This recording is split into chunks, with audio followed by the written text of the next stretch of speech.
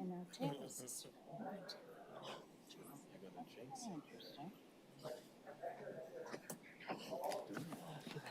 I don't know. I didn't get a chance to talk to him. Look at you with all your space. Look at me. I'm like this. Rotary. No, I keep squeezing into your face there, sorry.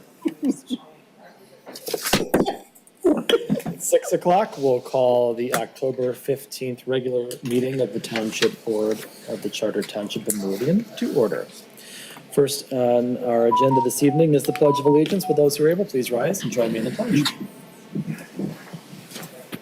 I pledge allegiance to the flag of the United States of America and to the republic for which it stands, one nation, under God, indivisible, with liberty and justice for all.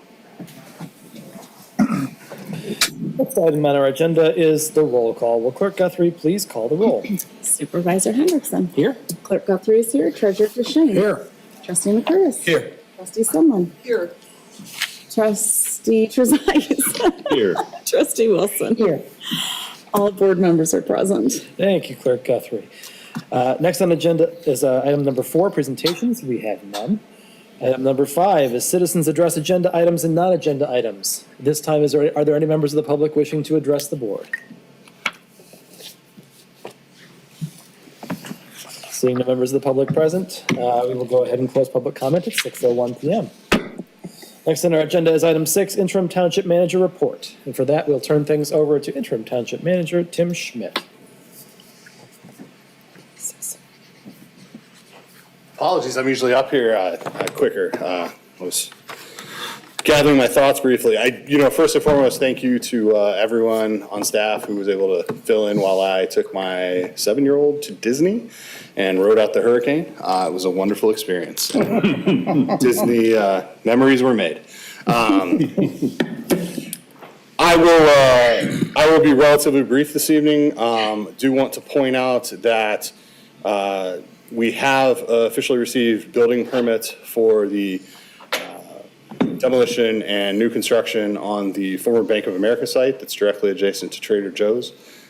We do not have a tenant officially for that, but I can confidently say it is a well-known coffee shop that will have a drive-through.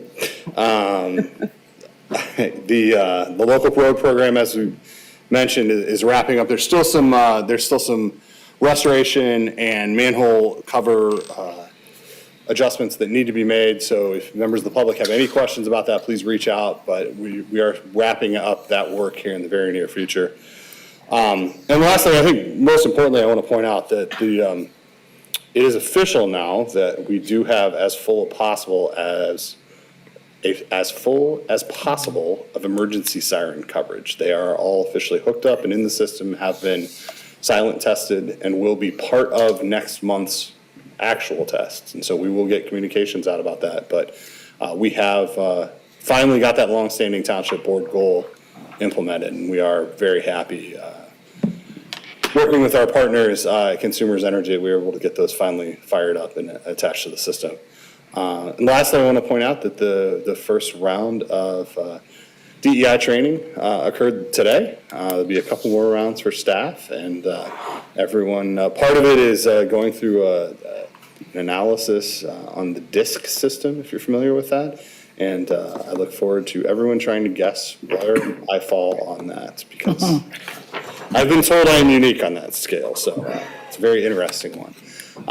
But I will not steal any of the clerk's thunder about the election here, and there's a lot I'm trying to get caught up on. So please, anybody that's watching or anybody that's sitting up here, please reach out if you need something in the immediate term. But I appreciate your indulgence in letting me step away for a brief period of time. Thank you, Manager Schmidt. Any questions for Manager Schmidt? I actually do have one before you get too far here. First time I walk away and there's a question. I know, sorry. You're okay. The well-known coffee chain that's looking to locate at the Bank of America building. Yes. Their drive-through falls under the same requirements as any other drive-through that would come before the township, no? Correct. And that stops at the planning commission, or does that make it up to us? That has been approved by the planning commission. The site plan has been approved at this point, and they are in for building permit review. Very good. Thank you very much. Thank you. Okay, any other questions? Seeing none, we'll go on to board member reports of activities and announcements. Any board members wishing to make activity and announcement reports? Treasurer DeShane. Thank you. Today I attended the second meeting of the Ingham County Materials Management Committee that has been required of Ingham County by the state Eagle. Essentially, many communities have not updated their recycling plans in 25 years. This Materials Management Committee will do that for Ingham County. We've got 3 years to do it, and I'm proud to say that I got elected chair. Second thing this week is the MCAT training, which is the level 1 assessor training that my deputy and I are going through. Not that we tend to be moving our desks upstairs to the assessing office, but we get asked a lot of assessing questions. And level 1 just allows you to do one thing, answer questions. It's been very useful, put on by Ellen Fox, the Ingham County treasurer, 4 treasurers, and it's been very useful information. I have a lot more knowledge about and respect for the great work done by our assessing team. That's all I have. Thank you. Fabulous, thank you. Other board members? Trustee Wilson. I attended the CRC meeting last week, and they have some big plans for holiday baskets for our low-income individuals in the township, so I was happy to see that. They've been gathering donations, and they have approximately $8,000, which is really going to help get that off the ground.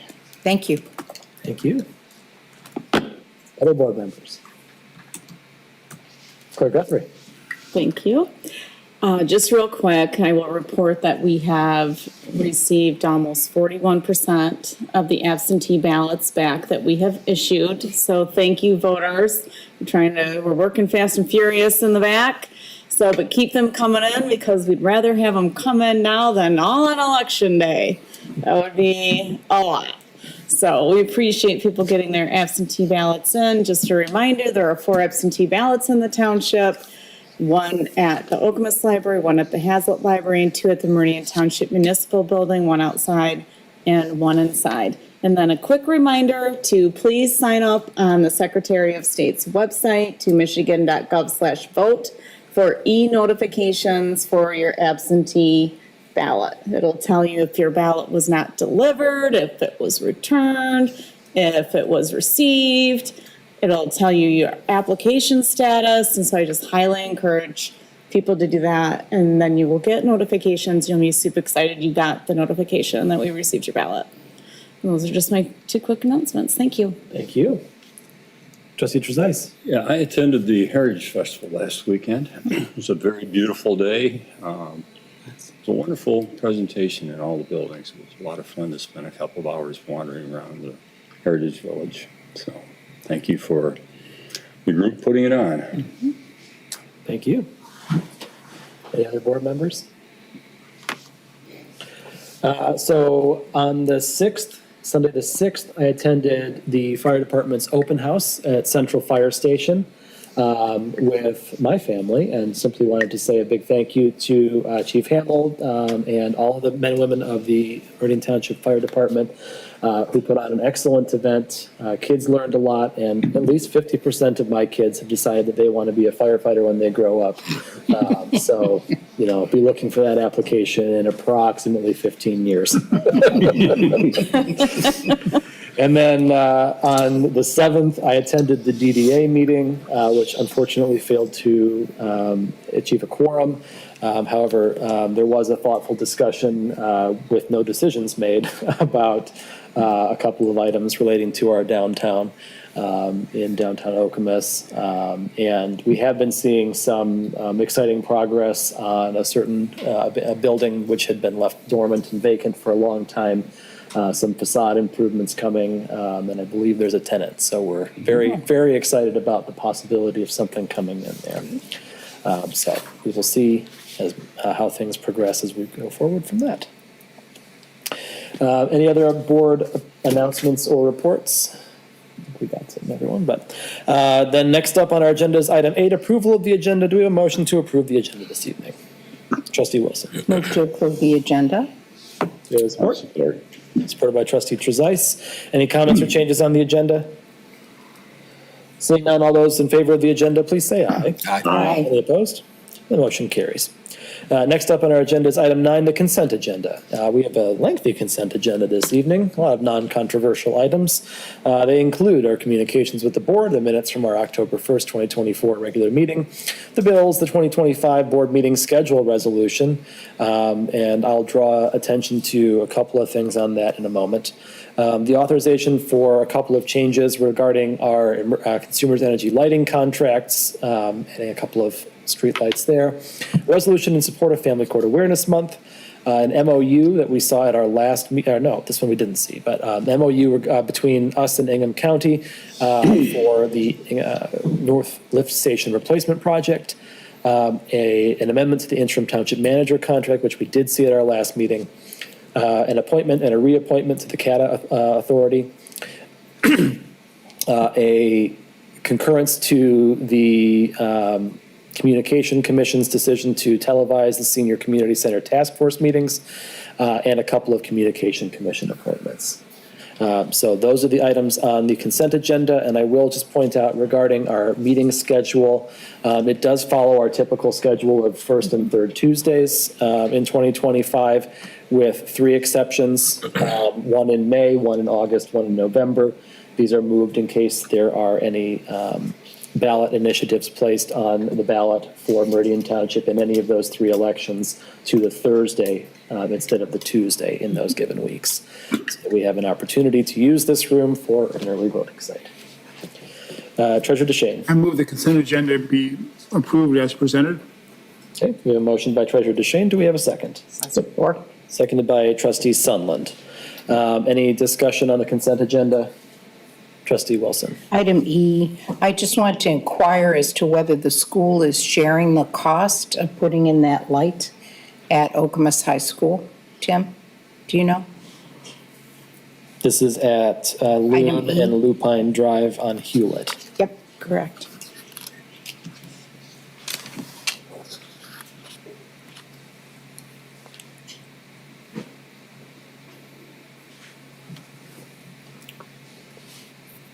Oh, this one, okay. Sorry, I was just getting up to speed here. I do not have details on cost sharing there. I do not believe so, but I will follow up on that question. I'd appreciate it. Absolutely. Great, thank you. Okay. Trustee Trezise. I would point out the amendment to the interim township manager contract that's in there includes the November 11th date as a termination option, or at the end of the contract. It did not get excised out of Oh, that, it didn't? which was the purpose of the amendment. Sounds Well, interesting. very. The summary of it says it would, but it did not. In Yeah, it the, looks like the wrong attachment. Yeah, it looks like the contract that was attached is the original contract. Okay. I believe the amended version of this contract was correct in our October 1st packet. With concurrence from the motion maker and seconder, we'll use the draft that was included in the October 1 packet. I see some nodding heads. Yes. Where is it here? Yeah, Trustee Trezise, do you happen to have a page number? I'm trying to find it here. Because the only thing that we included in the packet, I believe, is the 2-page resolution from the attorneys. No, the Page contract is in. 63. Oh, no, it is the resolution. You're right. So the resolution in the whereas is showing what the current contract reads, and then the therefore strikes section 3B. So this is accurate. No, it isn't, because it says interim manager contract as presented, and the contract presented includes item. Right, but 3. this is the resolution to change it. And what you're looking at, I think, is the whereas. No, I'm looking at the motion to approve as presented, okay, let me see where I was.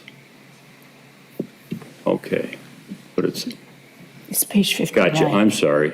I was All right. reading that as a contract, my mistake.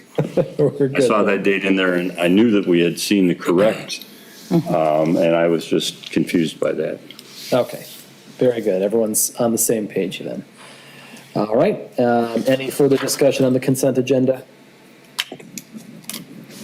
Seeing none, we'll call the roll, please. Clerk Guthrie.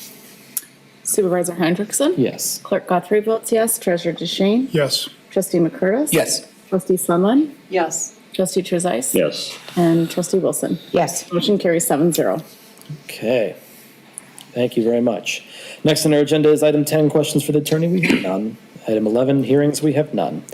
Which brings us to agenda item 12A. This is the township manager search process to set a date for interviews and a candidate reception. That's fun.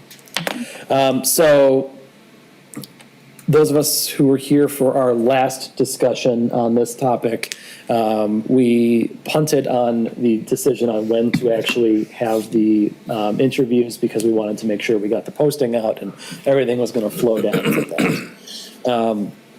So what we propose this evening is to set a date of Tuesday, December 3rd, starting at 1:30 p.m. to schedule public interviews for the final township manager candidates.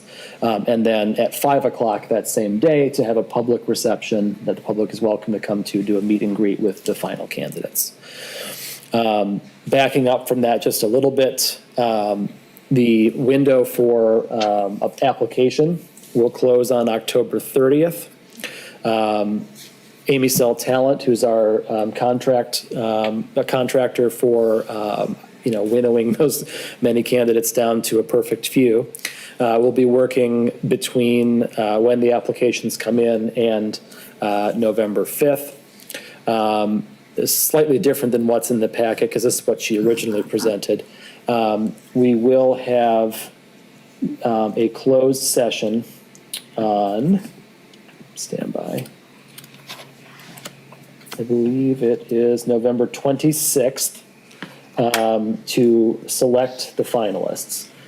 This gives the new board a moment to consider the applications and select the finalists, since they'll be working with this manager for the next 4 years, followed by the interviews on December 3rd. So that's why we chose that date. We also have a board meeting December 3rd, so we'll be able to have a nice long afternoon together from 1:30 till whenever we're done. So that is why we bring this before us. As this is the first time we're seeing this particular motion, we'll ask to suspend our rules so that we can take this matter up. Trustee Trezise. I move to suspend our rules to take up the matter of setting the date for scheduled public interviews for township manager. Support. Moved by trustee Trezise, supported by trustee Wilson. Any discussion on the suspension of the rules? Seeing none, all those in favor, please say aye. Aye. Any opposed? And the motion carries. Now we have the actual motion at hand. Is someone willing to make that motion? Trustee Trezise. I move to set a date of Tuesday, December 3, 2024, starting at 1:30 p.m. to schedule public interviews for the final township manager candidates and a public reception for the candidates from 5 p.m. to 6 p.m. Support. Moved by trustee Trezise, supported by treasurer DeShane. Any discussion on the motion? Pretty straightforward as motions go. All right. Clerk Guthrie. Thank you. I do have one question. What if there are no finalists? Let's just say out of the blue, there's no one. Would it come back to the board on the 12th instead of determining finalists? The board would say, okay, we need to extend what if an extension of deadline is needed? What would the direction of the board be for staff in that case? Just Sure. keep it open. One would think. So in the unlikely circumstance that there are no candidates, we do meet on November 12th. And at that time, we could choose to reopen the job posting and have it remain open. And we are, of course, at our leisure to cancel a meeting that we've scheduled. So presumably we would make that decision on November 12th. But hopefully that's a very unlikely circumstance. Right. And it probably is, but, worth having a discussion or at least bring it up. What would the board do? Any further questions or discussion? Seeing none, I don't think this one requires a roll call vote, so we'll simply say all those in favor, please say aye. Aye. Any opposed? And the motion carries. Next up on our agenda, there he is agenda item 13A, special use permit number 2418, Okemos Gateway LLC at 1614 West Grand River Avenue, a recreational marijuana retailer. And for this, we have interim manager Tim Schmidt. Thank you. So this is, we've seen this a few times in various forms over the past couple of years. This is one of our recreational marijuana licensees at 1614 West Grand River. This property is currently vacant. It's about 2.4 acres in size, just to the east of Central Park Drive on the north side of Grand River Avenue. And so it's currently zoned C2. It is located in the marijuana overlay district, both in the original district for medical and in the current district for recreational. This was one of the applicants that received approval for a medical license. They did maintain their license in active status, but did not start construction due to the COVID-19 pandemic. They did then apply for a recreational license, and the board, after a great deal of discussion between this and another applicant in this zone, chose this applicant to proceed to special use permit review. After that action was taken to grant a conditional license on July 23rd, they had 60 days to submit for special use permit. They did submit in a timely manner, and the Planning Commission held a public hearing on September 9th, received no public input, and did recommend approval at their September 23rd meeting for unanimous approval. This is functionally the same plan that we have approved previously twice for medical. It is a standalone building on the property. Ultimately, the developer does have further plans for the other portions of the property, but those are not under review at this time. What is under review is simply the recreational marijuana facility, which, boy, my eyesight's gotten bad. It's located here on the property.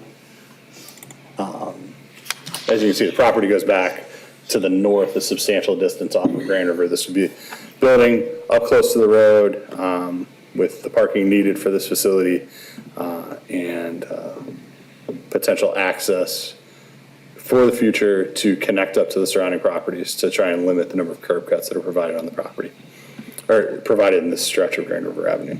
So be happy to answer any questions that you may have this evening, and we'll go from there. Board members, this is for discussion. Trustee McCurtis.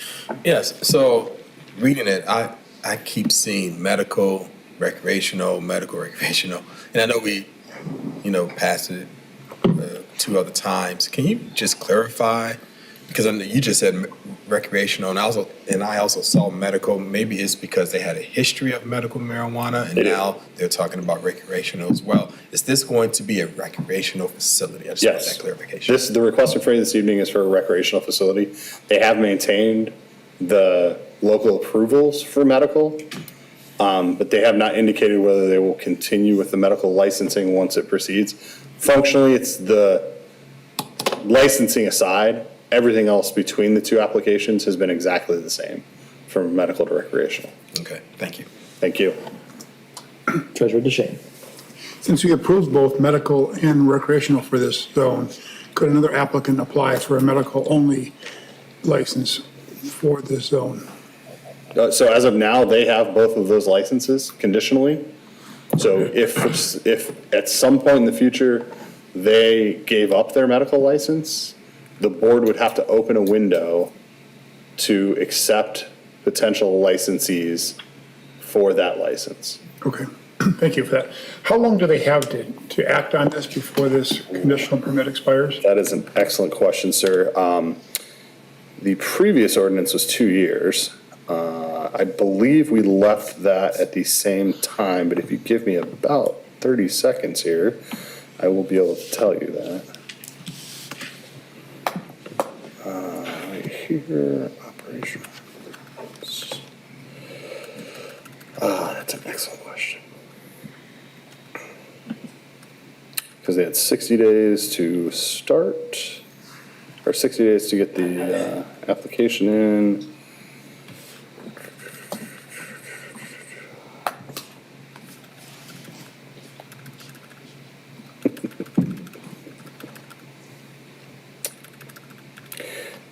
conditional permit holder, they have 18 months. The board can extend it for 6 months. That's the 2 years.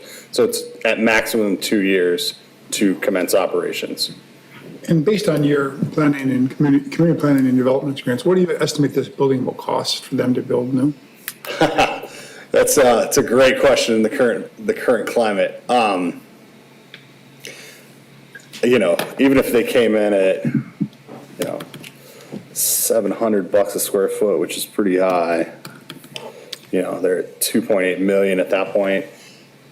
I would say probably between 2 and 3 million is where they're going to land in terms of construction costs all in. That might be a little high. I mean, it's a box. It's a safe box, but it's a box. And it's, the paving's not much. There's not a ton of grading. So, their site work might come in a little low. The building might come in a little high. So I would say between 2 and 3 is a good estimate. Thank you. No further questions. Thank you. I've got one. On the SUP application, they indicate 53 parking spaces in the application, but on the site diagrams that were provided, it appears as though there's only 20 that are shown.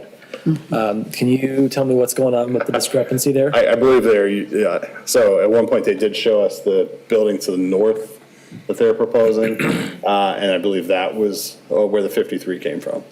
But that, we'll have them correct that. That is an excellent catch. Thank you. Trustee Wilson.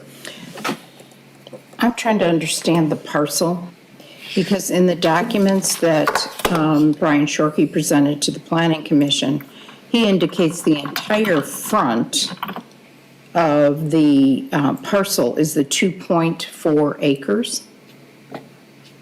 But I see in the application from the company, they are saying that this is parcel 3, indicating that there are 4 parcels that they are going to develop on this property. They have 3 parcels right now. So I just pulled up the JS. This is parcel Okay. 1, parcel 2, parcel 3. All right, and that parcel that they are going to build on is 2.4 acres? 22, 4, 26. Sure doesn't look like it. Give me just a second to confirm that. I believe it is. It's pretty deep. In the, but in the explanation from Planner Shorkey, it shows the entire front. The southern half is the 2.4 acres, so I was confused. I'm sorry, I didn't mean to flip there. This property is 2.401 acres. Okay. So they're planning 3 uses I read somewhere in the application that they are planning 2 uses for this parcel. So I think originally this was one parcel, and then this was one parcel. Mm-hmm. Candidly, they probably didn't fully cut and paste out their medical information, because they do plan another use for this parcel. At one point, that was a drive-through restaurant, I think. I believe that is probably still their plan. So that's still in play? They have not submitted anything formally, but that is what they've indicated all along, yes. Okay. I had a couple of other things related to the building itself, but if anybody wants to interject while I find it, go right ahead. Clerk Guthrie. Thank you. I too wanted to ask about the square footage in the application. I'm confused because in letter G, it says the total number of existing structures. Looks like they whited something out, but on this map in front of us, it shows building to be removed. It shows there's a building to be removed. So Yes, it did. is there an existing structure on this parcel or not? Because I'm confused. Yeah, so this is the current state of the parcel. Okay. That house, I believe, is still there, Okay, so I would like their application to be accurate, that shows if there's an existing structure, that they actually put that on there, and that they fill out these questions. And then for in letter J, it says existing open space residential lawn is 2.28, and proposed open space commercial lawn is 1.60. and the acreage of all parcels in the project is 2.40. Are those accurate? They've flipped the numbers, it's 2.04. Okay. So a We'll hard have them time. make some updates to their application. Yeah, I would like to see an accurate application that we can discuss instead of, I feel like they hurriedly put this together. And they probably didn't, but that's what it seems like. Because I'm not even a mathematician and I can figure it out by like a quick glance that something's wrong on this thing. Those are my quick questions that I had that I thought should have been fixed on this application. I think there were some others, but those were the most glaring. Trustee McCurtis. Just a comment, it's not even a question, if I may. But it seems like it was a bit rushed, only because there is a lot of grammatical and just errors in there in that application. To me, it seemed like it was hurried to get it in there. I just wanted to make a comment on that. But, you know, since we're just addressing the parcel and all of that, but since you brought it up, I just wanted to say, yes, I have that same feeling. Thank you. Thank you. Other board members? Treasurer DeShane. With all these corrections, I would suggest we bring it back for discussion again and then take action the following meeting, assuming they get this all right at the next board meeting. Otherwise, we're kind of rewarding a sloppy application by saying, oh, it doesn't really matter, it doesn't slow you down. The applicant should have gotten this right before it came before the board. Clerk Guthrie. Thank you, Supervisor. Letter I, my other question. If employees will work on the site, state the number of full-time and part-time employees working per shift and hours of operation. The answer is, it is expected that there will be 3 employees on site, 0 response about shifts, how many people are working per shift, if they're full-time and or part-time, and how many per shift. And then for hours of operation, it says 8 to 7. When? Monday through Friday, Monday, Tuesday, Wednesday, Monday through Sunday, Saturday, Sunday only. Like, to me, that is sloppy with a capital S. They didn't even answer the question. I would like those answered as well. Okay. Thank you. Trustee Wilson. We're pretty strict about our hours of operation and the ordinance itself, so that would have to be followed. I had another question. I'm so sorry, my annotations all disappeared.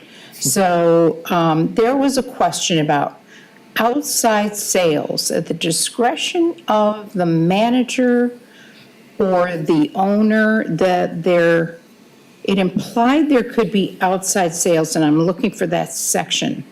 Outside of the building is the way I would interpret it, and of course, that's not allowed. No, they would have to go through the process within our ordinance to Everything will be request any curbside or delivery assistant. Just Okay, the board established a process okay, that they will have to go through if they are doing any curbside type sales.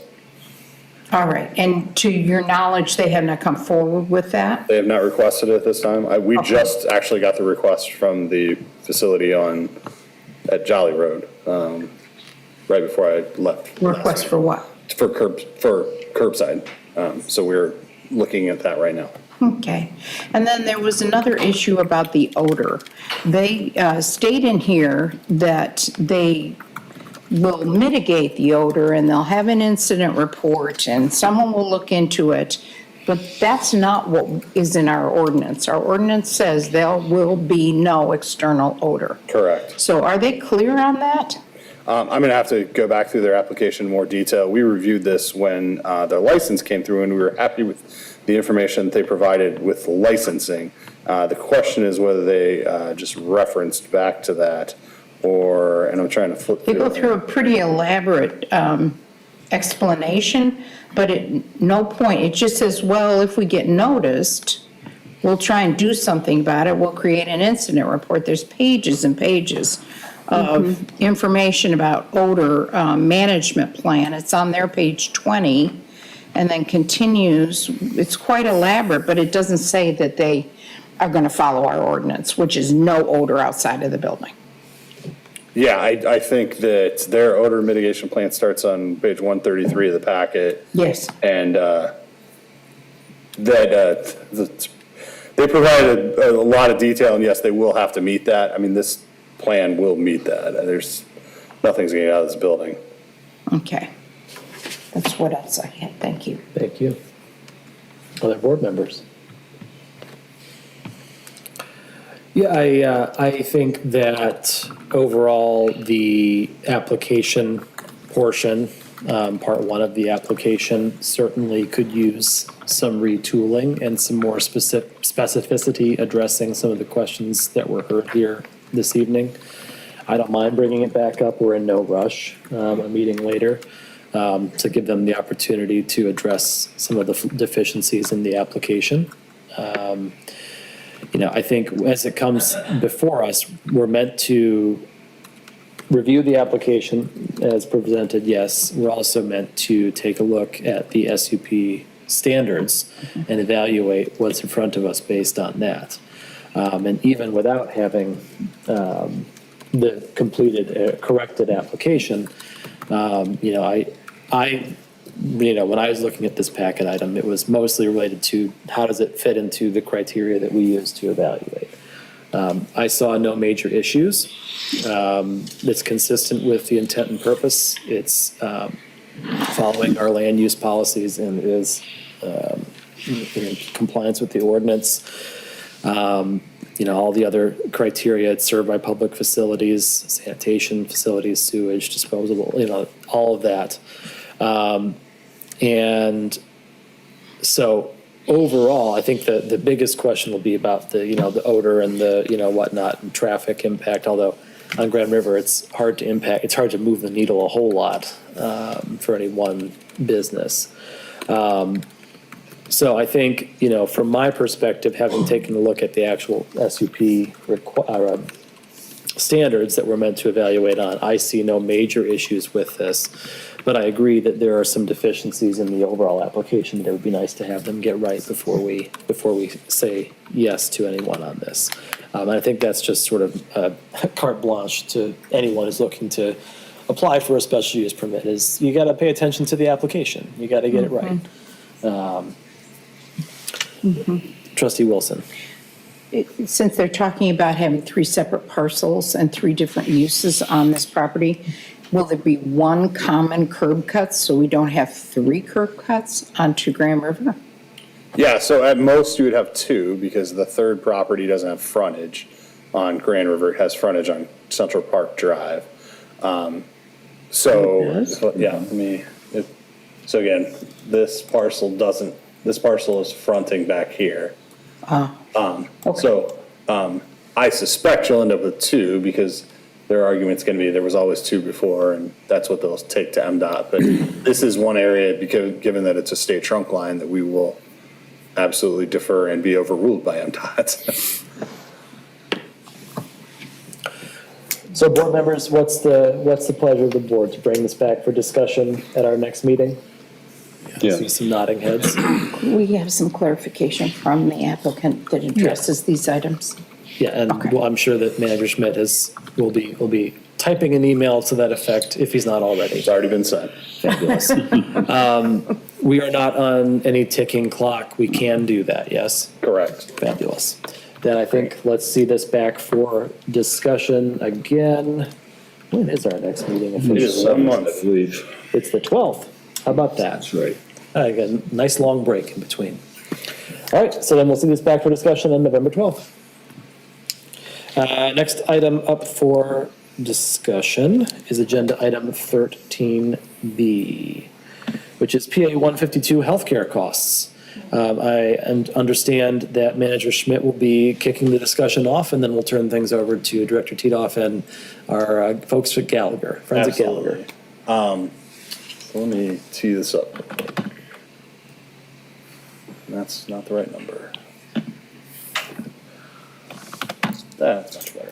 And so So the board has, over the years, had several conversations about this, just in a different way. So PA 152 limits the amount of money we can pay as an organization towards medical benefits. This is the act that created sort of the hard cap. And so for years, we've talked about this in the context of we've been under the hard cap, and we think maybe this is the last year, but we've made it again, and so we came to the board previously and asked to reallocate those dollars that we were under the hard cap towards the HSA program for employees. Very successful program. On average, over the past 8 years, it's been about $2,080 for a family. But that is only because we were under the cap. And so this year, due in no small part to the fact that the cap only increased by 0.2%, we are now over the hard cap. And we mentioned this multiple times through the budget process, and Gallagher did an excellent job of trying to get us where we needed to be, but given that hard cap, we had no chance, candidly, this year. We weren't going to be able to make it. And so here we are with a conversation the board hasn't had since 2012 about potentially opting out. And so this is where I turn it over to the professionals after I lay out sort of the two questions that we need to converse about this evening. First and foremost is the main question, opting out of PA 152. This would be an approximately $134,000 cost towards current employees. Staff would absolutely recommend we do this to not lose traction on the progress we've made recently with employee retention and recruitment. It would be a hit to employees going forward next year if we pass those costs on. The second question is a little bigger picture, whether or not the board wishes to direct staff to develop a funding plan for an HSA. And that is because previously we used that gap between our actual healthcare number came back at and the hard cap. That gap doesn't exist now. So we need to go back and re-budget for the HSA if the board's desires to do so. Again, that is an excellent benefit to employees, and staff would like the opportunity to take a crack at that.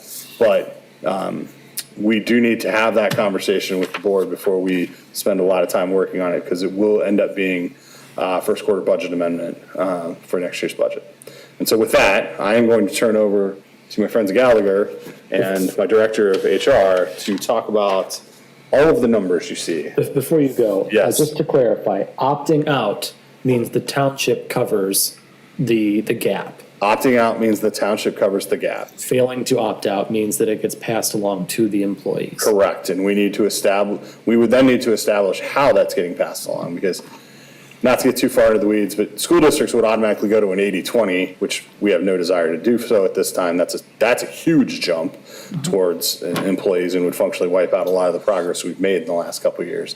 And so the $134,000 is still a jump, it's just a lesser jump. But yes, if we stay in, that cost will be passed along. Thank you. Thank you. Before you leave, and that gap would be about $800 per employee, is that what you've calculated it as? I'm sorry, I didn't catch the beginning. That gap, $134,000, would be about $800 per employee. That is, roughly, yes. Obviously, it depends on single and family, but yeah, roughly, yes. Okay, thank you.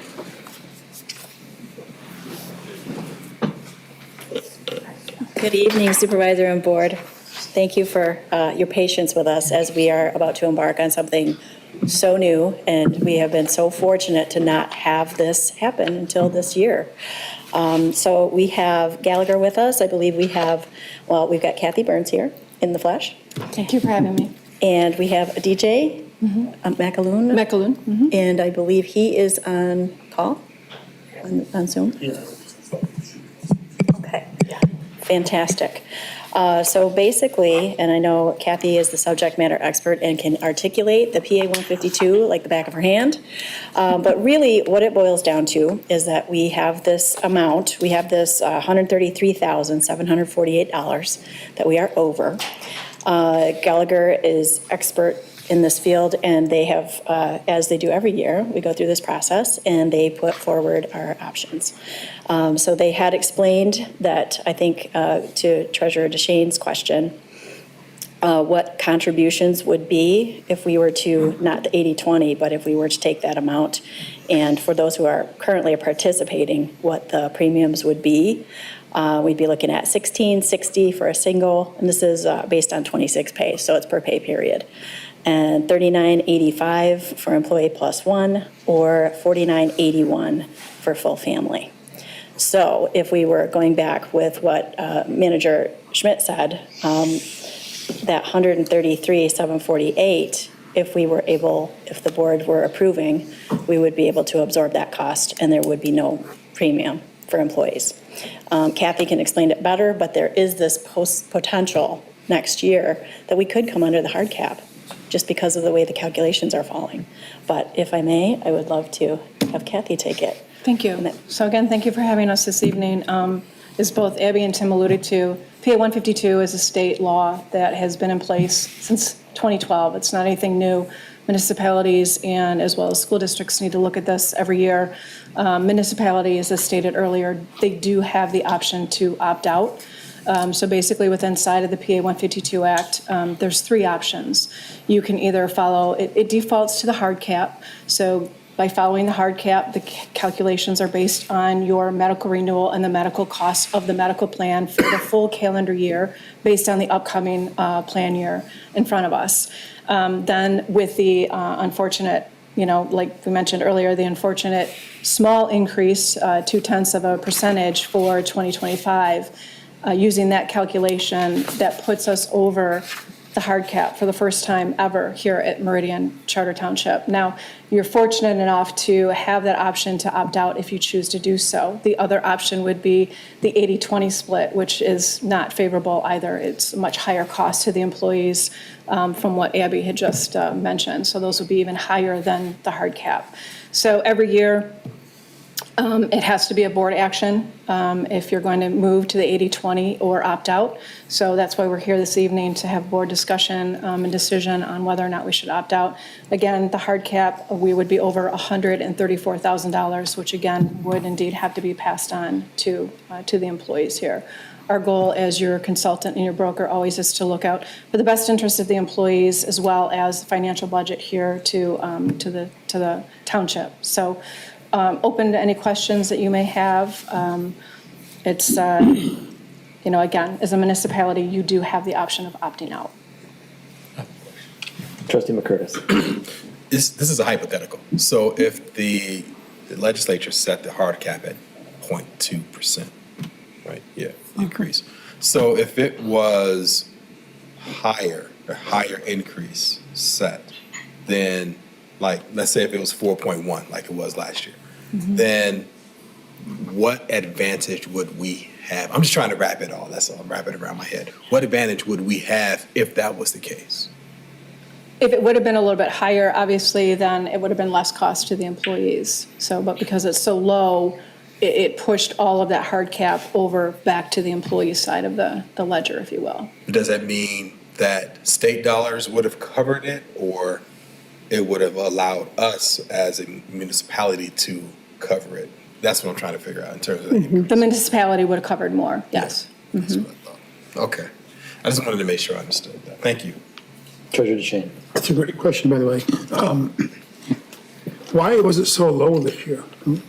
I mean, The question. 5% of what it was last year. Any explanation as to why they set it so low?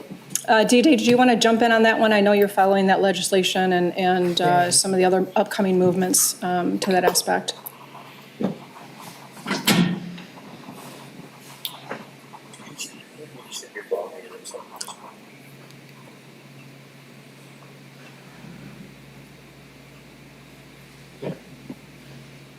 He's muted. Yeah, he looks like he's muted.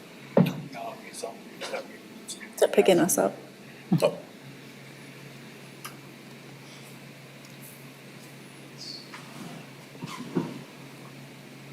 I just need to know where his audio is going. Yeah,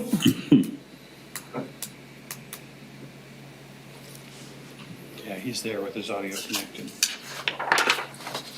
Is this? it's more of a rhetorical question, don't necessarily need to have an answer for it. I'm just curious, a follow-up question to that would be, now I forgot my follow-up question. I sense from your earlier discussion that we are automatically opted in each year, and to opt out is a temporary thing we do for this year only, but it doesn't mean that we lose the right to participate next year. Is that correct? Correct. We look at this every year. We do the calculations based on how the renewal comes in and where the numbers fall within the renewal. And then we do look at this every year. And as we said, every year prior up until now, we've been underneath that hard cap. So, but yes, you would default to the hard cap if no changes were made for 2026. Okay. And then regarding the budget, we budgeted as if, knowing that it was going to be this smaller percent than 4%. Is that correct? Well, I guess, yeah. We budgeted for it, every year we do. Yes, we Yeah. have always budgeted for the hard cap. Yeah. And so in the years where we've come in under, that's when we've been able to come back to the board every October with the conversation of, because we budgeted for it and we're under, this amount can go towards an HSA. Board, how do you want to do that? This year is the other side of that coin because we're over the hard cap. We budgeted for the hard cap. Board, now that we're over, what do you want to do? Okay. So if we cover the expense, additional expense of the health insurance, $134,000, and an HSA, that has got to be new money that's not part of the current employee health care benefit. Is that correct? That is correct. Thank you. Yeah, and just for clarification, the HSA funding from the employer side is not tied or linked or connected with the PA 152 Act at all. That's totally an employer option, regardless of, your industry. I'm sorry, Kathy, can you hear me now? Hey, There there's you are. DJ. Sorry, I'm not sure what was going on. It's showing unmute on my end. Just to backpedal for a second to answer your first question, the caps are based on a formula. They're based on the medical component of CPI. So there's two different parameters within the insurance industry that this is calculated on. So this is actually tracked throughout the year. Every month, there's a figures that this is derived from. On average, since the inception of P 152, the increases have been in the 2 to 3% range. This year is the anomaly outlier. It's the lowest since the inception of the act, and conversely, it's coming at the second end of the highest end, where we had 4.1% last year. So new territory for all groups. As you guys have said, as a township, you have the luxury of being able to opt out. Public Act 152 was geared towards the K through 12 school districts primarily at first. They do not have that luxury. 90% of them default to the hard cap in itself, but townships, cities, governments, municipalities, you guys have more flexibility in the K through 12 schooling. But right now, this is the lowest increase that it's ever had since the inception of the act. Now, there's a lot of lobbying being taking place right now in lame duck, and with the MEA and the unions, and being in an election year, a lot of things are being proposed.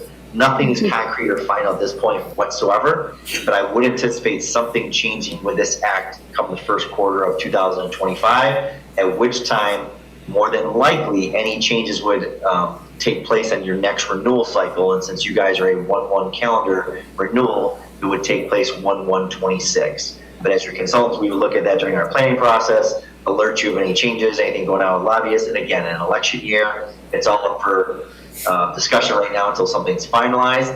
But we would help you navigate that throughout the year, looking at your budget, looking at how your medical plans are trending and what those increasing costs are looking like, and then come back to you with the best recommendation as far as what you're looking at employee contribution wise, budget wise, because the big thing that this comes into play with is attracting and retaining your current workforce. You want to make sure you show well so that you can keep your employees happy and attract any new staffing that you might need to fill positions. Thank you for that. And one last question, Supervisor. I am impacted by both of these personally, and I think it would be proper for me to recuse myself from this discussion. Are you okay with that? Any board member I have an objection to that? All right, thank you. Seeing none? So ordered.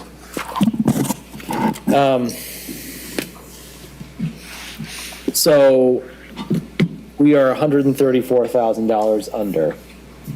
Over. Over. Over. Can you tell me historically what we have been under the last several years? We do have those historicals. I did not bring those historicals with me. I can send those as a follow-up tomorrow morning if you'd like. That's That would acceptable. be helpful unless we can apologize. find it somewhere else. No, those aren't the totals. Yeah, so that sheet there represents just historical of where the PA 152, where the index fell over the years, just so we could kind of see the fluctuation, like DJ was mentioning earlier. Right. The reason I ask is this is a two-pronged question, right? It's what do we do with PA 152 opt-out or not? And then part two is what do we do with the HSA contribution? Right. And it's impossible for us to make that determination without having the historical data to show this is what we have contributed to the HSAs over the last X years. The We do have historical that? and the HSA, we do have with us tonight, but as far as where you fell underneath that hard cap, if I could circle back tomorrow morning on that part I can have for you. Well, I guess. And we it's- did do a set aside. You may recall in the last 2-3 years, we set aside, I think, was it 30,000? Yeah. So we took the rest of it and distributed that into HSA and then had a Okay. set aside. Well, then perhaps I asked the question the wrong way. What have we contributed to the HSA over the last several years? Got it. Is Well, there a way to get that up on the screens somehow? Is there a way?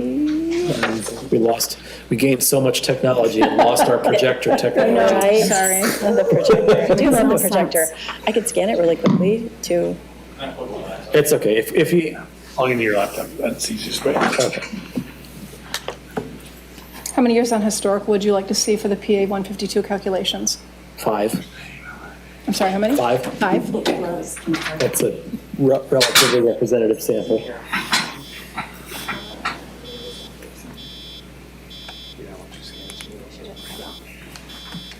hold that thought. I'm going to go scan this to, Okay. Let's see if I can get this to work. no, right. We're, So much feedback. that actually worked really easily. Go IT. The other plug there is for document camera that we probably ought to talk about buying. We should probably talk about buying one of those at some point. Director Titoff is going to scan this to me because we've been working off hard copies all day. So it's going to pop up right there any second. Like magic, right? Pregnant pauses. I'm not good with pregnant pauses. I know. So I guess for the sake of the why, it's to get a sense of, we're going to have, if we choose to opt out, we're going to have a discrete amount of money that we have to reallocate out of our budget or whatever, general fund.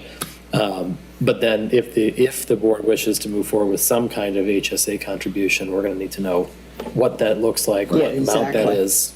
And that's the thing that staff is going to need some time to figure out what that, how that's going to function. I know in the past, we have made that contribution very early in the year. It is, as Gallagher has explained to us, that is less than ideal for any number of reasons. And so I can tell you off the bat, staff is going to recommend going back to at least a biennial starting later in the year so that we are not front-loading a lot of our costs. Helps with the budget. Yeah. And functionally, it was Yeah, the Potentially how driving it up gets to- distributed, that's, I'm sure something that you and Director Titoff can work out. I'm just trying to get a sense of the how much, right? Because that's what we'll be certainly weighing in on. So historically, what you're looking at is these are the black line right in the middle. That is the historic HSA deposits that have been made by the board. Wow. So So we consistently. weren't just under, we were way under. Very much so. Yeah, no, we were an anomaly in You were many definitely ways. an anomaly. So can you tell me, is it per capita? How are the, so we have a total amount of healthcare cost, right? Is that determined per employee and amortized up? Or how does that, how do we account for the hard cap? How do we get to that number? Yeah, so the calculations are based on your current enrollment and where everybody is at, and if they're in a single or two-person or family tier. So then we just flush it through that. We just kind of estimate that everybody's going to stay where they are. For those levels, there won't be any shift in, family, single, two-person, and use those enrollment numbers from 24 and forward them into 25. So we can get an allocation of what that's going to look like.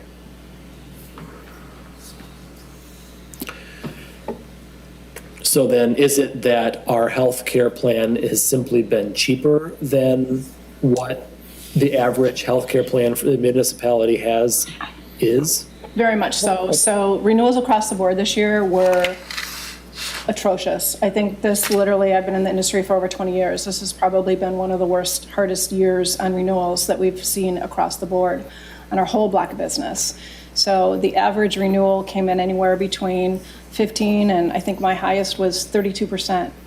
So I think Meridian fell in right about 22% renewal.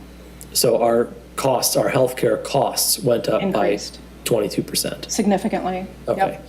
So the decision process here, this has nothing to do with the fact that, we have more employees now than we did last year. No. This is purely based on what our health insurance provider, charges us versus what the state has set. That's Correct. it. Right, and then that, with that set of that, 2% or, 0.2% increase, that does not help because that only gives you, Sure.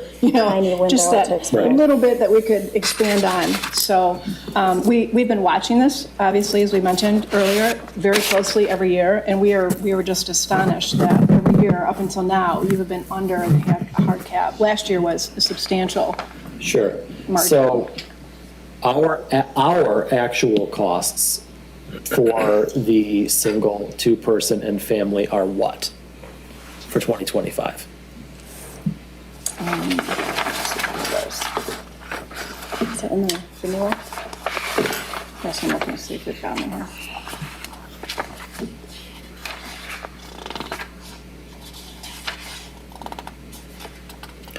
The reason I ask is, DJ's telling us that perhaps there will be some action for, a late-stage lame duck increase, which may or may not have immediate effect. And so, as an avid watcher of what it is the legislature is doing, or someone who might try to lobby our legislators to try to act on this, it would be nice to know what percentage we would be asking for to get us to the point where we could fall under that cap again. Does that make sense? Yes. So right now, correct me if I'm wrong, the employees currently are not paying anything towards the cost of the healthcare currently right now. Right. Was that your question? How much are they paying now, or what your premiums are for What is each our tier cost level? of single, two-person, and family for 2025? Yeah, I apologize. I don't think I have those with me again today. That may actually be in here. I don't think so because it's not, it's 22% increase, right? not representative of the, right. What's that? The 22% may not be spread equally over the different categories. That's true. Teresa Craig, too. It might be in there. I do. Well, perhaps this is something you can get back to us on then, since we'll be looking for some additional numbers anyway. But yeah, that's I'll send those also. very, the PA 152 question feels pretty cut and dry, from my perspective, right? It seems like, the employees should not have to unduly bear the burden of the legislature really screwing up and not giving municipalities what they need. The HSA conversation's much trickier for me, because it is an elective benefit that we have done, and every year that I have been on the board and we have done this, it's been very clear that this is not something that every municipality does. This is because we have been fortunate enough to be in a unique circumstance where we fall under that hard cap. And that may be a very difficult pill to swallow for longtime employees who have been enjoying this benefit for a number of years. But this is unfortunately the reality that we find ourselves in. And now that I see the historical numbers, it's even more challenging because what it would take to get us to a similar or comparable benefit is much larger than even the cost of covering this PA 152 opt-out. So, that's where I'm at the moment. I think having some, clarity on, what our costs are, and how close to the cap, in the individual we are, would be helpful, because we can sort of do some speculating on what the legislature might do for next year. And, is this a one-time thing? Is this a precedence that we're setting? What does that actually look like from a dollars and cents thing budgetarily? Trustee Trezise. Didn't you tell us early on in this discussion how much the employee would have to pay for single, two-person, and family Yes, under the new rates? So if Correct. we have those numbers and add them to the cap, that's our annual cost. Or multiplied by the number of pays, because those were per Right. pay right, that was per calculations. pay. It wasn't $800 per pay, was it? No, no, So you said $800, I think, something in that neighborhood for a single family. That's an annual payment. Treasurer DeShane mentioned that, I think. yeah, so the contribution for a family, if you were to follow the hard cap and not opt out, it would be $49.81 per pay, so. Which is about $600 a year. Yeah, No, $49.81 per pay. Yeah, 4981 oh, times it's 26. 26, I'm sorry, it's Well, there should be, Roughly $100 there should a be month. three numbers, right? It should be single, two-person, family. correct. A family is $49.81 per pay. Okay, so We're gonna family see gets what a family roughly cost would be. 600 per annum. Yeah, Okay. No, it'd be 1,200 because it's 26 pays. 26 26, yeah, okay, thank you. Yeah, math. Okay. Very good. Any other discussion on this topic? I have to say, I'm still confused. This is totally out of my wheelhouse. Can you tell me how you got to $1,200 per pay that would be the? No, $1,200 per I'm year. sorry, per year. $49 a pay period. I got it. And that is the contribution that we have been giving the employees? That's For the- HSA? That's the differential between the family cap and our premium rate, which the Okay. employee would have The to eat. employee pays. the employee Would would pay have the to if we have to. $49.81 per pay. Hard cap is X. Yeah. So this Our would- costs are X plus 49 per pay. Okay, so this would be if we Did not opt. did not opt out? Right. Okay, Correct. I'm getting the opt-out piece straight, I think. The 134,000 over cap, if we choose not to opt out, we have to budget for that. That is additional that we would have to pay.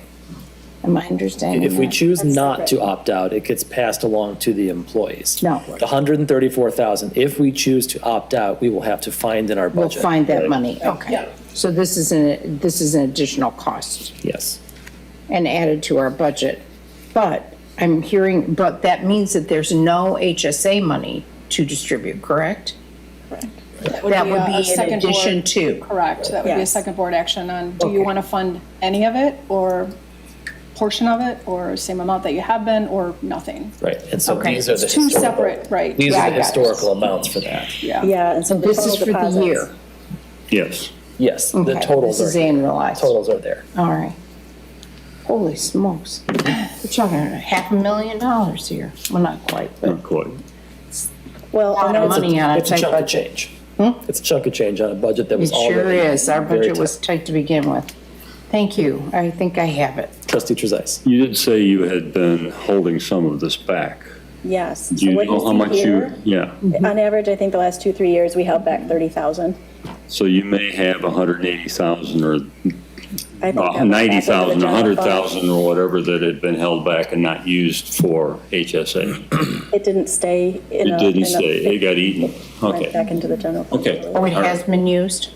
Okay.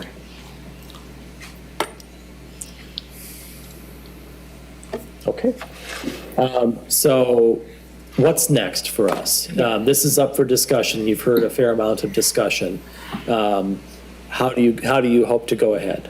Well, I believe it's the township's position, and it's our hope, based on the information we've been working with Gallagher on, that the board might consider a willingness to exempt from PA 152 for 2025 and absorb the premium so that there would be no premiums to the employees. Okay. those who participate. Sure. So staff's recommendation is that at our next meeting, we pass a resolution opting out of PA 152.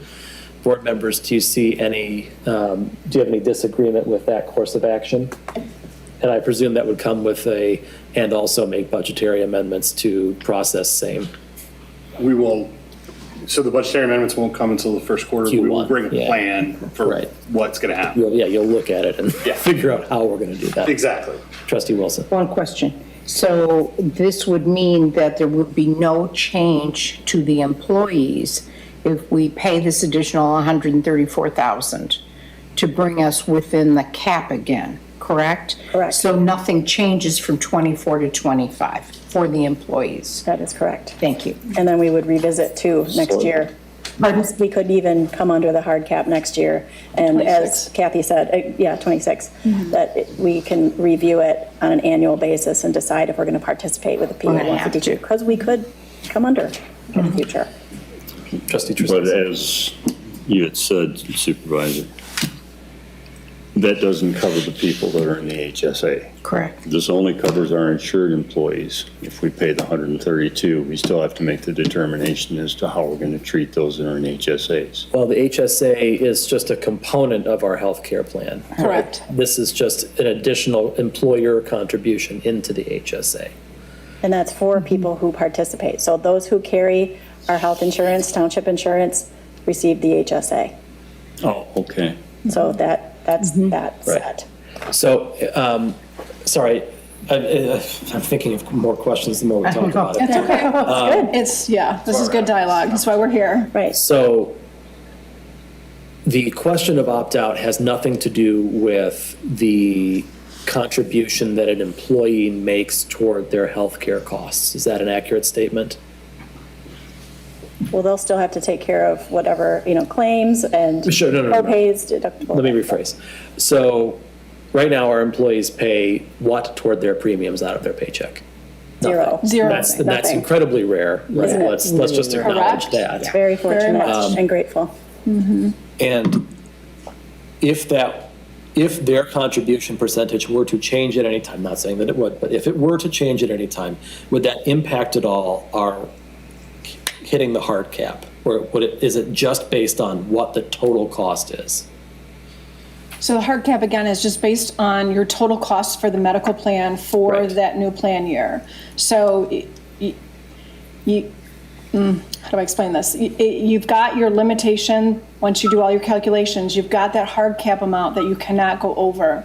So if you go over that amount, you're out of compliance. So, I don't know, am I answering that correctly? Right, my question is, it's just costs versus hard cap amount. That's all that gets compared when determining whether we've gone over the hard cap. Correct. Total costs for employer and employee payments toward health insurance and hard cap.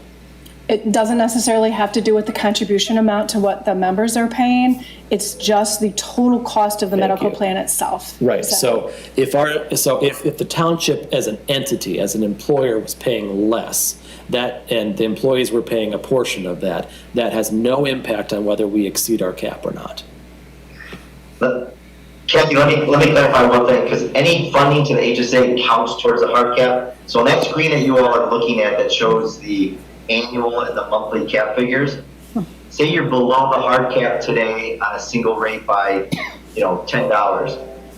If you as an organization decide to fund the HSA more than that $10, technically you're over the hard cap at that point, and there's the potential for the penalties that come with that. So any funding does count towards those hard cap figures. So Yeah. when you're talking about the discussion of opting out or not, they do go hand in hand a little bit when you're combining everything. If you opt out of PA 152 completely, then you're at the sole discretion, whatever you want to do, HSA and contribution wise, you have complete flexibility what you want to do. If you do not opt out and you default to the hard cap, now truly this is your maximum ceiling in place that the township can contribute. Anything over that exceeds that. Okay. So, Recap, please. well, so it looks as though, from the, nodding heads a moment ago, that the board is amenable to opting out of PA 152, so as not to disproportionately disadvantage our employees and push the cost of this onto them. The question of HSA contributions is going to be a second and much more difficult conversation, and one that we may want to have a further discussion about to better understand the budgetary impact that will have. Also, what's required of us, by our collective bargaining agreements, there's a lot at play in that decision-making power now that something is not nearly as easy as it used to be to make happen. Right, and it's by year, and I'm sorry, go ahead. No, go ahead.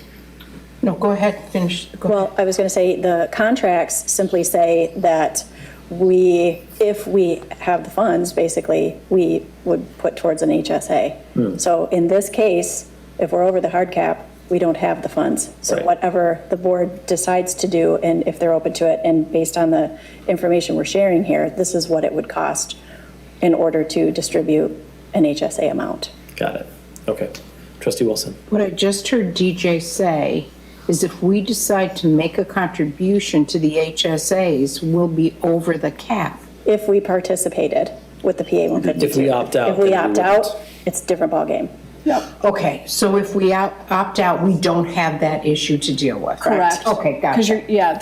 there's no state law or anything that you're following or have to comply with at Okay, that point. thank you. Yes. Great question. Trustee McCurtis. I'm sorry, I've been trying to say stuff. I should as well have to be recognized. Just so I can understand the simplicity of it, because this is how I kind of break it down. We have two fires going on right now. One is dealing with the cost of just the medical health care, Yes. and whether we want to opt out or continue to participate. We opt out, then we can cover the costs for employees instead of passing it on. Correct. to them, right? Yeah. So that's the first issue.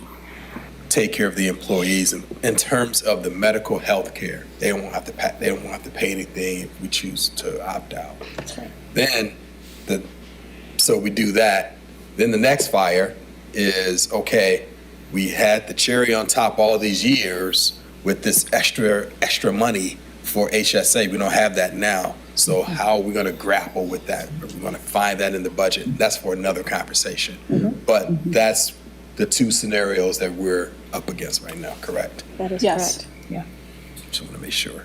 Yeah, And that you have- $49 is the money, if we don't do, they will have to pay that. Per paycheck, Per per family. family. Right, Yes. right. And employees will have to pay that for whatever the breakdown is, family or You got Yep. it. Yes. per pay period. Go ahead, I'm sorry, you want to say something? Oh, I was hoping it might be helpful. So with the information with the HSAs that have been paid out historically, and you can see the total deposits, that would give you an idea, and we don't have to make this decision as urgently as the PA 152. We've got the Healthcare Coalition. We'll sit down with all the union members and the non-union members, as we do every year after we work with Gallagher throughout the year, and we talk it through. But the HSA, we can come back to that. And, once we take a look at our budget and what we have available, and as you can see on that total deposits line, there is a lot of fluctuation, even going back to just 2020 or 2017, which wasn't that long ago. So there are different amounts that we've done over time. So that way, you know what we have to work with. Thank you. Welcome. Yeah, I think the other thing that's worth looking at some years down the road, if we find ourselves in a situation where we find ourselves over the hard cap year after year after year, right? There are benefits to having that money in an HSA versus having no cost out of your paycheck for health insurance benefits, right? HSA is a tax-advantaged mechanism. And so it might be something down the road where we look at the CBA language, and say, hey, now that this is the reality, right? Now that we find ourselves in a position where we are consistently over that cap, how do we adjust the CBAs so that we give folks the best bang for their buck, right? We give people, the healthcare money in the way that's most advantageous for them. And those bargaining units may choose down the line to say, yeah, we're willing to contribute whatever the percentage is into our premiums if we get that money into the HSA instead. Absolutely. And so that's something not for today, but for, the next time we enter into those negotiations, we should look at, because it's better for, tax advantage for everyone in that case. But I think you've got agreement from the board to move forward with an opt-out of PA 152, and then we'll have to have a harder conversation about the budget for the HSA contribution later in November and December. I sincerely appreciate it. Thank you all. Thank you. Marcel. And thank you to our friends at Gallagher for joining us this evening. That was really helpful. Thank you. Thank you. Thank you for your time. Okay, can someone let Treasurer DeShane know that we're moving on here?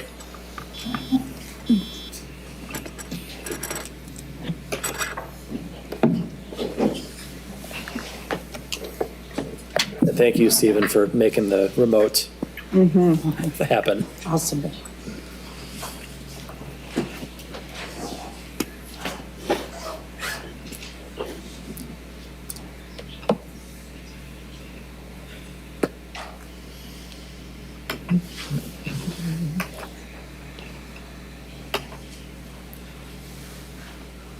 Sorry, we had lots of questions. Next on our agenda is item 13C, a memorandum of understanding with Ingham County for the fire emergency boat launch. And for this, standing in for Chief Hamill, we have Tavis Milleroff. Thank you for joining us. Good evening, Mr. Supervisor and members of the board. Before you is a memo of understanding or potential memo between the township and county parks, I believe, or just we'll say Ingham County. And really what this boils down to give it the most simplest terms, is there are times due to our operational staffing levels that when a water rescue emergency comes in, it may prove difficult to provide that extra body to get to the boat and be able to relocate that boat to where the water emergency is. And given, if you take a look at, from a community risk reduction standpoint, where is a water emergency going to happen in Meridian Township? It's going to be 99% of the time on Lake Lansing. Not to say they don't happen other places, but I can tell you in probably the 24 years I've been here, I can count how many of those were on one hand. So basically, what this is we want to enter into an agreement with the county to allow us to relocate our rescue boat to Lake Lansing Park South and keep it moored there during park season, which I believe, I don't have it exactly, but I'm assuming it's April to October, something like that. So that's what we're asking for your consideration. Thank you very much. Board, any discussion? Trustee Trezise. It seems like a great deal for us and for the safety of our community. It's a no-cost agreement. And we've got 24-hour access to the boat as necessary on the lake. I see no reason not to approve this.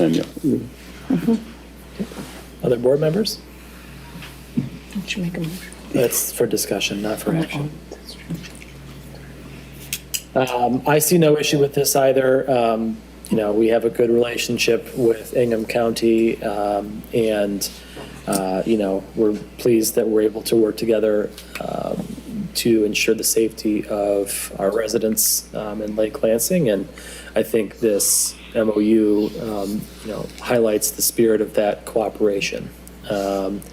And I see no issue with this agreement as it's been presented to us.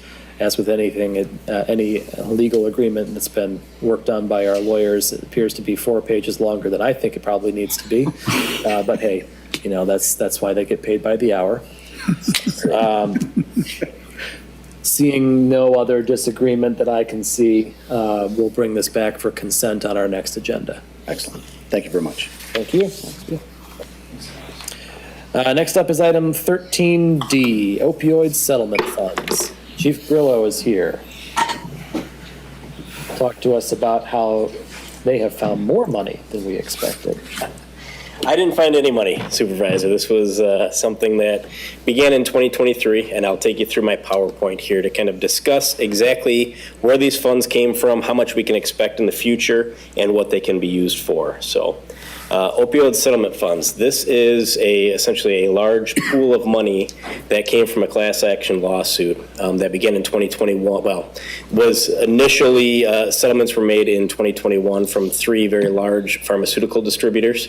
In 2022, settlements were reached with 3 additional pharmaceutical distributors.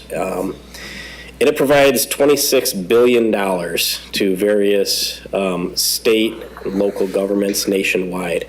The state of Michigan will receive approximately $1.6 billion to be distributed over the next 15 years. So how have opioids impacted Meridian Township? In 2023, there were 33 reported opioid overdoses in our township. As of October 1st this year, we've had another 22 opioid overdoses in our township. This is kind of a hidden thing. People don't see this, people don't think about this, but it does happen in our community. It does affect people in our community. So as of today, we've received approximately $70,000 of the $258,000 that's going to be distributed over the next 15 years up to 2038.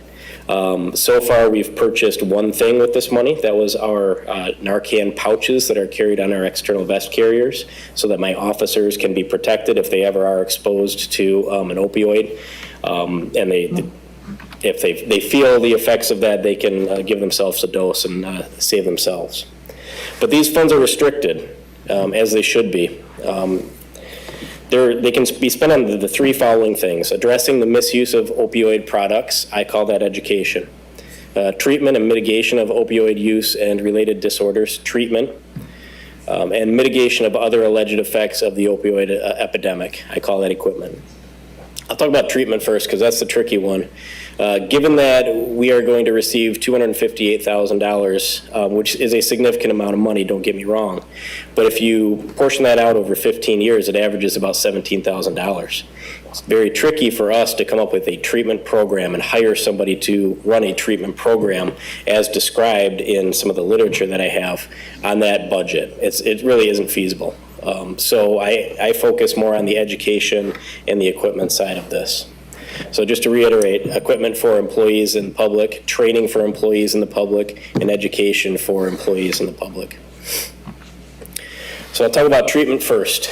I'll talk about equipment first. Some of the options that we have for this are handheld narcotic identifiers. TrueNarc is what this piece of equipment is called, and it's really very state-of-the-art equipment. Essentially, the way that it works is that handheld device right there shoots an infrared laser, and it can shoot it through packaging. So it'll go through plastic. So if you have something in a pill bottle, we have something in a baggie. We have, let's say, a letter comes into the township that has a powder on it in our mailroom, and we don't know what it is. I can use this device, and it's like 99% accurate. In fact, its accuracy has held up in court as far as how effective this is. And it's really kind of a game changer, a life saver for us, because my officers no longer have to open up packaging and expose themselves potentially to determine if something has fentanyl in it or any other opioid. They can shoot it right through the package. Now, this is not a cheap piece of equipment. These are generally about $30,000. But they have these that will also have dual purpose. They can identify explosives as well. So really neat piece of equipment, and it is something that would be allowable under the opioid settlement fund. Another piece of equipment that I'm relatively excited about, and I've been researching pretty much for the last year, is an application for the township, mobile app. It's called the Gov app, and you'll see there are 2 examples here of what this does. You can customize this completely, and I'll show you what ours would kind of look like because the company was kind enough to make a mock-up for us of what it would look like. But we've talked about communicating with the public and what are the best ways to do that, right? We have a website, which is fantastic. We have Rave, which is fantastic, but they all have their limitations. This is just another good way for us to communicate with the public. If you see the big white box, it shows different push notifications that were sent out by the Trenton Police Department, right? Now, people may subscribe to Rave, and that's great, but we're only sending emergency communication to them through that, right? This is more general communication with them. And the way that this kind of ties into opioids is, and this is being used by other agencies with the opioid settlement fund, we put a button on there. And I would work with my friend Phil Pavona, who is our local chapter president for, used to be Families Against Narcotics, it's Face Addiction now. And he would help me come up with educational information that we could push out to the community through a button on here that essentially would say opioid information or something along those lines. And we could connect people with the resources they would need if they knew somebody who was struggling or if they needed any other information. But the benefit to the township along with that is we can reach out and touch people a little bit easier with maybe not emergency information, more information that would be things like, fireworks are tonight, right? Or there's there's weather coming in, something like that. Here's kind of what ours would look like. I know that's kind of small, but we could have a general site that shows, that would have buttons on it for the police department, the fire department, parks department, and just, again, a good way for us to keep in contact with people and give them information. Again, this is just what our potential homepage would look like on this Gov app. Equipment. AEDs, this is something I'm going to allow Chief Hamble to speak on. He has an initiative on heart safe community, I think is what it's called, and he's going to speak on that later. But Stryker has literature that says that this can be used for various products that they provide. So getting more AEDs in the community, and in those AEDs providing Narcan, which is something obviously that we can use this money for. Training and education. Right now we're teaching DARE in all of the schools. It costs about $6,000 for me to send a officer through the training. That could be supplemented with the opioid settlement funds. Our Youth Citizens Academy, where we're bringing the kids in, as well as the Adult Citizens Academy, we would have presentations during our academies on opioids. And lastly, outreach, and you'll see a mock-up of a pop-up tent. Essentially just any way that we could get out in the community and educate the community.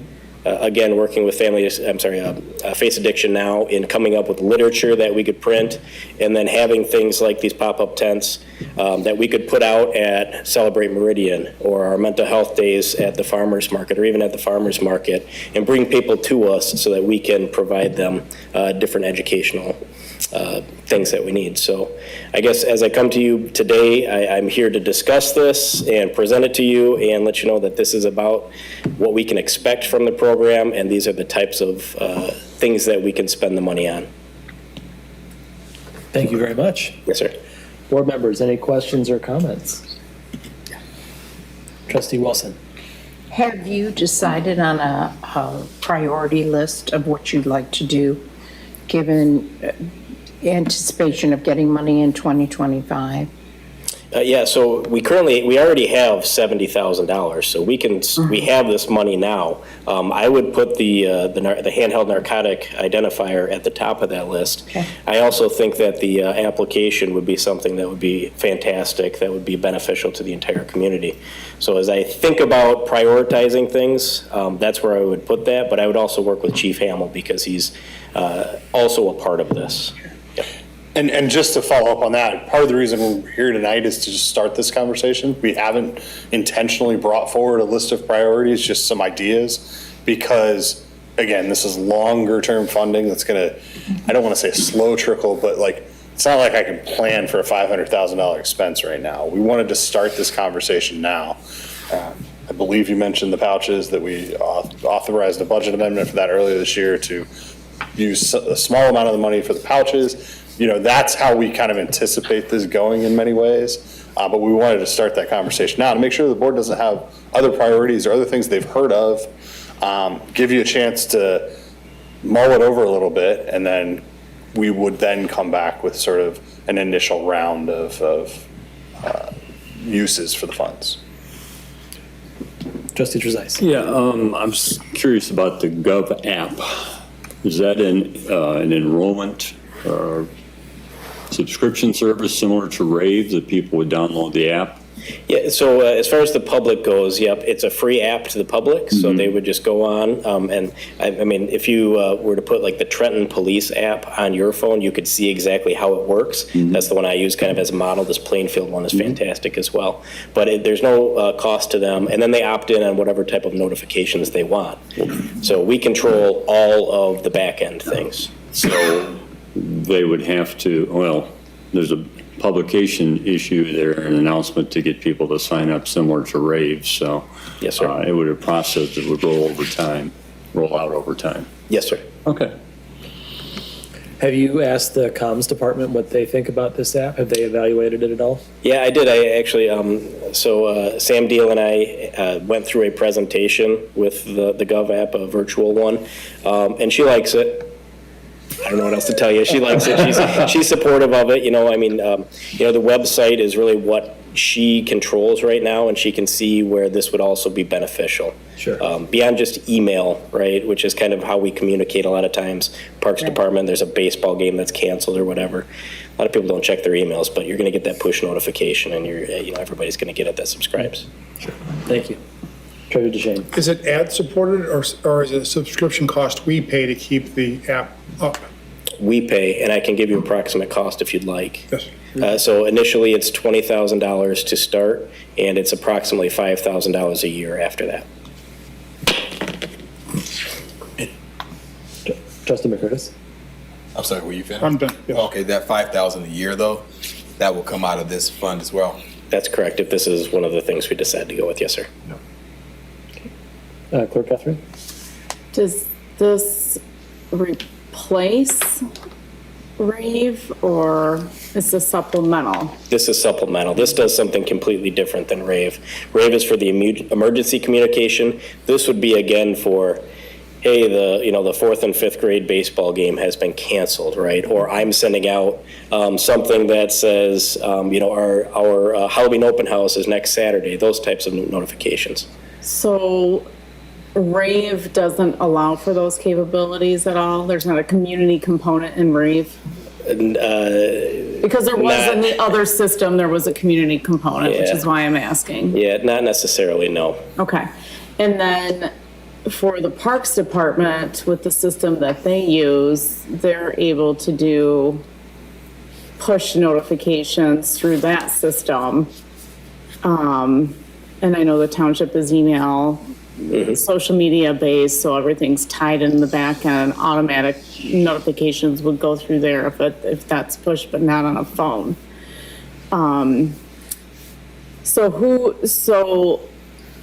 who would be doing this work? I would work with Sam on this, because she would be our resident expert on this type of thing with her experience with our website. Okay. And then I would assume that she would work with each director to determine what type of information we wanted to put on our various pages. So would you want people to receive emergency notifications through the Gov app, or all township types of notifications through the Gov app? Or you're just here for emergency notification representation for the Gov app? No, for me personally, I just see a great benefit to the entire township to be able to put out information this way. I would want people to get emergency information any possible way that they can. Okay.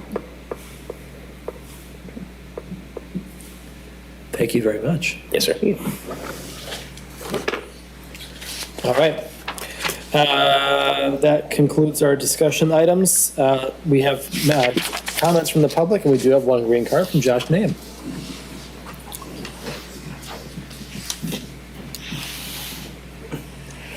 No warning about the 3 minutes. Hello, everybody. My name is Josh Nam. I live at 1517 River Terrace. Just a real quick comment. I want to again express my support for the completion of Phase 1 and Phase 2 of the MSU to still called Lake Lansing. And I just had a small request. It would be great if we had some signage, especially visible from the streets, indicating where the entrance and exit points to the trail are, because right now you kind of have to know where it is. And it would be great if there was signage indicating where those were, so that they would be more heavily used, and it'd also make it, I think, a little bit safer, so that cars would have some expectation of, oh yeah, this is a common passageway that pedestrians and bicyclists will be using. So that just a small suggestion there, and they may already be in the works. I don't know what the plan is, but they're not up yet, and I would love to see them there. That's all for me. Thank you. Thank you. Thank you. All right. Next up is other matters and board member comments. Any board members have anything to add at this time? I'll simply add that I did have that same thought. I did see some posts on social media asking for that similar thing, and I have reached out to a couple of folks in both our Parks Department and our Public Works Department to find out what that might take. So, great minds think alike. Next on our agenda is item 16, adjournment. Do we have a motion to adjourn? So moved. Moved by trustee Wilson. Second by trustee McCurtis. All those in favor of adjournment say aye. Aye. Any opposed? We stand adjourned at 7:41 PM.